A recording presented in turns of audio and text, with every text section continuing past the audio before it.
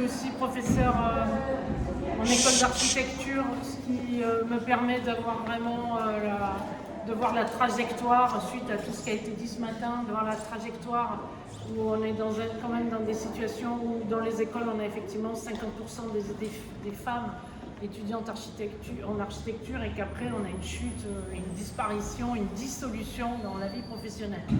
Voilà, donc hormis ce double profil,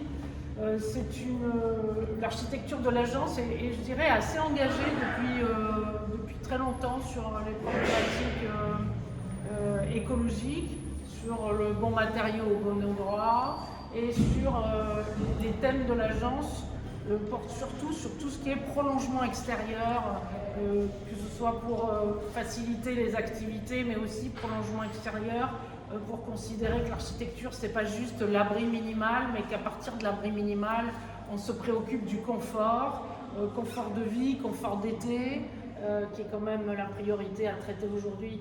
Donc voilà, dans cet esprit-là, on a fait les grands ateliers de l'île d'Abo qui sont vraiment une usine, un bâtiment très hybride. Ça nous mène à faire des bâtiments très hybrides, mi-usine, mi-théâtre, mi-école.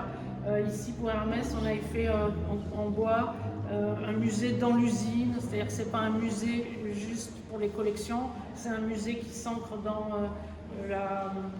une dimension plutôt culturelle et économique du cristal. Et donc une fois que les gens ont visité l'usine, ils visitent le musée, qui est une simple rampe en bois avec des collections qui sont dans des étagères.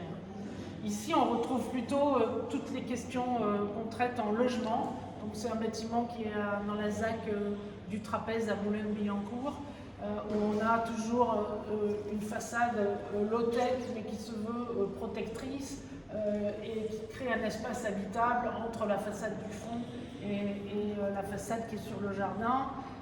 Ici, un travail sur les résidences étudiantes où on passe de 18 mètres carrés à 20 mètres carrés par des balcons très profonds pour qu'on puisse à la fois jouer le rôle encore de protection solaire et en même temps qu'on puisse vraiment habiter les lieux.